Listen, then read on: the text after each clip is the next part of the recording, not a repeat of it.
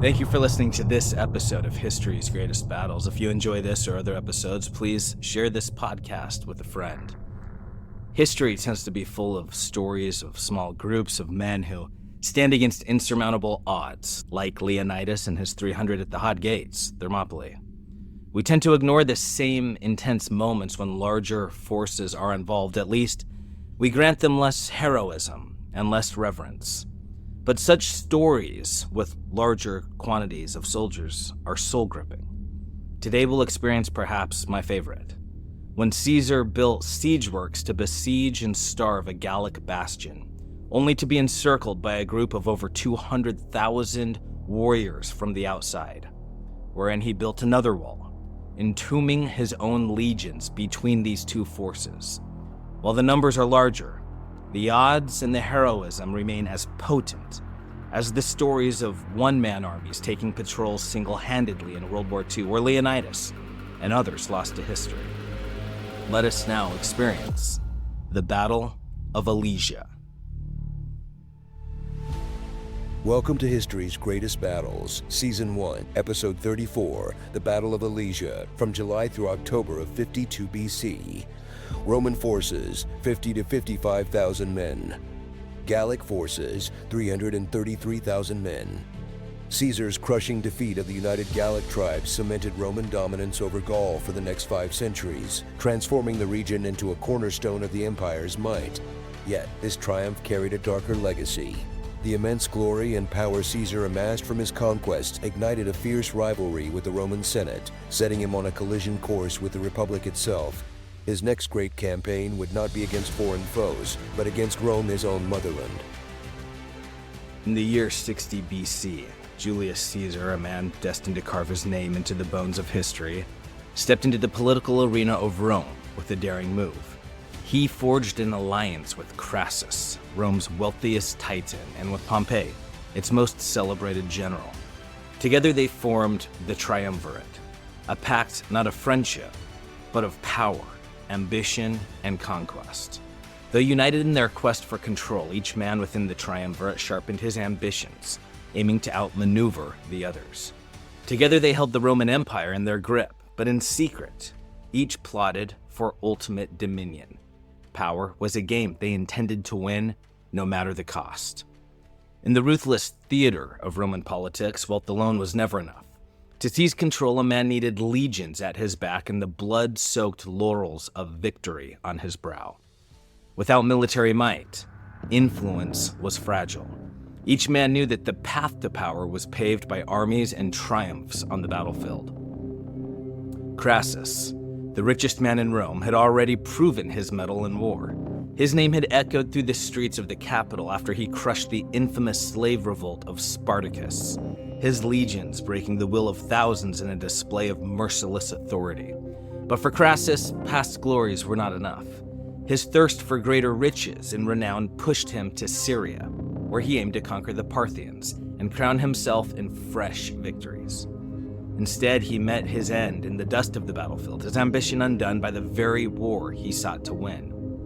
While Crassus sought glory in the east, Caesar turned his gaze to Gaul, both Cisalpine and Transalpine Gaul, stretching from northern Italy into southern France. Here he saw the crucible in which his destiny would be forged.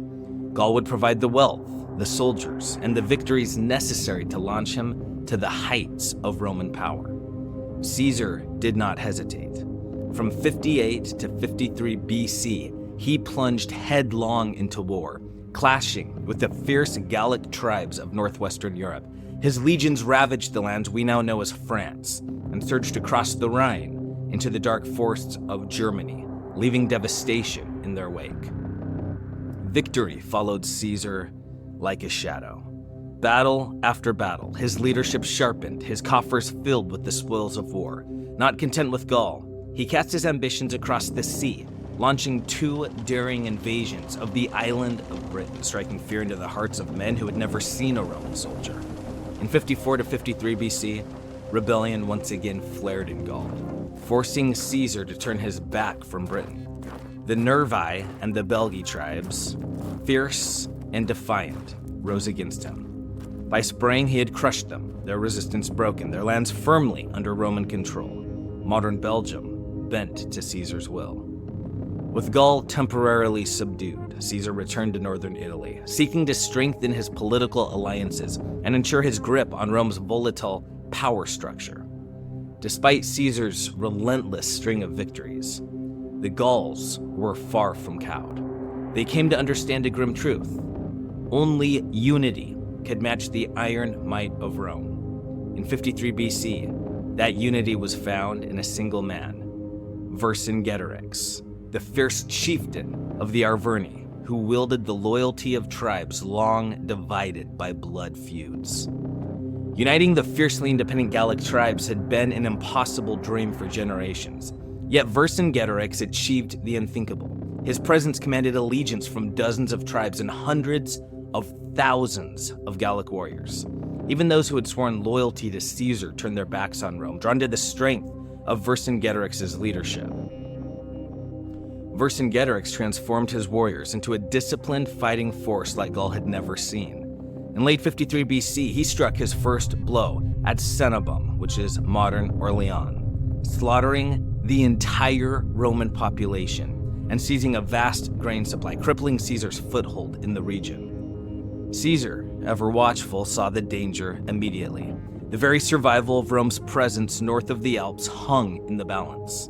In the biting cold of January of 52 BC, he raced back from Italy to his command in Provence, preparing to confront the storm Vercingetorix had unleashed. From his stronghold in Provence, Caesar gathered his legions and marched north with the unrelenting precision of a war machine. Reuniting with his forces in Belgica, he set his sights on Cenabum, the heart of the rebellion. In a swift and a brutal assault, the city fell, its flames a message to every Gallic war tribe. While Caesar advanced south, he dispatched his trusted commander Labienus to crush resistance in northern Gaul, tightening Rome's iron grip on the region. These maneuvers unfolded in the dead of winter, a season Vercingetorix wielded like a weapon. Knowing Caesar's relentless pace, he issued a ruthless command. Every morsel of food, every scrap of forage within a day's march of the Roman legions was to be stripped bare or put to the torch. The land itself would rise against the invaders, leaving Caesar's soldiers hungry and vulnerable. The brilliance of Vercingetorix's scorched earth strategy soon took its toll. Caesar's mighty legions, accustomed to overwhelming their enemies, found themselves starving in an empty, barren land. Worse still, the Aedui, his most crucial Gallic allies, began to waver, their loyalty crumbling under the pressure of Vercingetorix's rebellion. Rumors spread like wildfire among the Aedui. Influential leaders whispered that the Romans, far from being their protectors, had ravaged their lands and murdered their hostages. Treachery brewed in the very heart of Caesar's alliance, threatening to unravel his plans.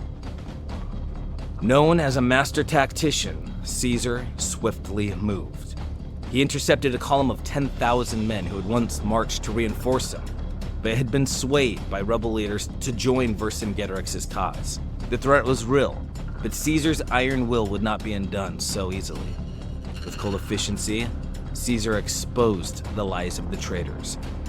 Producing the very hostages they claimed were dead, he shattered their deceit. The rabble-rousers fled in disgrace, and Caesar absorbed the remaining soldiers into his ranks, turning potential disaster into triumph.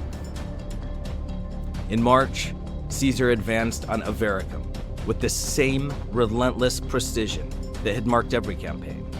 Vercingetorix moved to relieve the town, but Caesar was faster. He stormed Avaricum, seizing it before the Gaulish reinforcements could arrive. The town's granaries filled Roman supply wagons, easing the hunger of Caesar's legions. Gergovia, the heart of Vercingetorix's tribe, became Caesar's next target. Through the brutal spring months of April and May, Caesar's legions laid siege to the formidable fortress. But Vercingetorix had prepared well. The surrounding countryside was barren, its resources stripped and secured within the town's impregnable walls. In a rare misstep, Caesar, desperate to claim victory before Gallic reinforcements could arrive, ordered a full assault on Gergovia. The attack faltered, and the price was steep. Over 700 Roman soldiers fell, including nearly 50 of Caesar's prized centurions, their blood soaking the earth and a bitter reminder of the fortress's strength. This stinging defeat, worsened by a desperate shortage of supplies, left Caesar with no choice but to retreat. He withdrew north to regroup with Labienus, who had just captured Lutetia, modern-day Paris, through sheer determination. United once more, they set their sights on Provence, but they knew Vercingetorix would not let them reach it without a fight. Vercingetorix, ever the hunter, was not about to let his prey escape so easily. He would meet them head-on before they could secure the safety of Provence. Vercingetorix, with the strategic mind of a seasoned general, anticipated Caesar's next move. He gathered an army of 80,000 infantry and 15,000 cavalry, entrenching them in the fortress town of Alesia, a stronghold perched near the source of the Seine River. This would be the battleground where Roman ambition and Gallic defiance would clash in one final bloody confrontation. While assembling his forces at Alesia, Vercingetorix dispatched a cavalry detachment northward to harass Caesar's advancing legions. At Vigani, the Gallic riders clashed with Caesar's Germanic cavalry, but the Gauls were routed, losing 3,000 men. Yet this sacrifice bought Vercingetorix the precious time he needed to drive every herd of cattle from the region into the fortress, securing vital supplies for the siege to come. Alesia itself was a fortress born from the land, perched atop Mount Auxis like a crown. Its steep slopes, rising sharply from the plains below, were nearly impossible to scale, while the city's towering walls merged seamlessly with the rugged cliffs, creating a natural defense that seemed insurmountable. The town was further protected by the Ouse and Osirene rivers, which flowed east and west of the fortress. Vercingetorix, a master of defensive warfare, ordered trenches dug from north to south, cutting deep into the earth between the rivers, fortifying the natural barriers that already shielded Alesia. The fortifications made Alesia nearly an impenetrable bastion, daring any force to approach. With 90,000 warriors at his command, Vercingetorix stood unshaken. In his eyes, Caesar's legions would break like waves upon a cliff. Caesar, ever the strategist, led an army of 55,000 hardened soldiers to the foot of Alesia. 40,000 Roman legionaries, veterans of countless battles, stood ready, alongside 5,000 fierce Germanic cavalry, with auxiliaries in tow. But Caesar did not rush to batter the fortress walls. He knew that brute force would fail, where patience and precision could conquer. In July of 52 BC, he laid siege to the mighty stronghold, intent on starving the Gauls into submission. Under Caesar's command, the Roman legions began to encircle Alesia in a colossal act of engineering. Digging with the discipline ingrained in them from years of relentless campaigning, they carved a trench that stretched 10 miles around the hill. This was no ordinary fortification. It was an immense barrier, a physical testament to Roman endurance and ingenuity built to crush the spirit of the besieged. As Dan Carlin states, Roman legionaries were only half soldier. The other half was construction worker. The trench itself yawned 15 to 20 feet, its sides cut deep into the earth, a deadly obstacle to any who might dare to cross it. The displaced soil formed a 12-foot high wall behind it, crowned with watchtowers that loomed every 130 feet, where Roman sentinels stood, watching for any sign of movement from the fortress below. But Caesar wasn't content with a single line of defense. His legions crossed the rivers and dug even more trenches, filling them with sharpened stakes, their points angled to impale any would-be attackers. Between these, they embedded blocks of wood studded with iron rods, devices meant to maim and halt any Gallic warrior who dared test the Roman lines, whether by daylight or under the cover of darkness. Yet as Caesar's men labored, a shadow loomed over their efforts. Before the siege began, Vercingetorix had sent riders far and wide, carrying desperate orders to every corner of Gaul. They rode with a single mission: summon every able-bodied warrior to Alesia's aid and break the Roman stranglehold. Time was now a double-edged sword for Caesar. The longer the siege dragged on, the greater the risk. He knew the Gallic reinforcements, a rising tide of warriors from across the land, could soon arrive to hammer his forces from the rear, trapping his legions between the fortress and the oncoming horde. Refusing to leave anything to chance, Caesar unleashed the full might of Roman engineering once more. He ordered the construction of a second line of defense, a circumvallation stretching 14 miles beyond the first, a siege within a siege. Now his legions were fortified both against the Gauls within Alesia and the host that would inevitably arrive from beyond. The outer wall would serve as a bulwark against the Gallic reinforcements, but it came with a dangerous irony. Caesar's army, while besieging the fortress, now risked becoming the besieged themselves. They would be encircled from within and from without, their survival hanging on a knife's edge. As October swept across the land, the thunder of war arrived in full force. A colossal Gallic army descended upon Alesia, 240,000 infantry and 8,000 cavalry strong, an ocean of men armed for one final apocalyptic struggle. Though ancient sources are prone to hyperbole, modern scholars accept that the numbers were vast and terrifyingly real. This was no mere relief force. It was an army bent on breaking Rome's finest. But Caesar had already swept the land clean of supplies. Every scrap of food within foraging range was safely within his lines. The Gauls, vast as they were, would find nothing to sustain them. Caesar, unshaken by their numbers, pressed on with the siege, determined to see the fortress fall. The Gallic host struck with fury, launching 2 brutal assaults. Using ladders and sandbags, they stormed the Roman trenches, while Vercingetorix's warriors surged out of Alesia in a coordinated strike.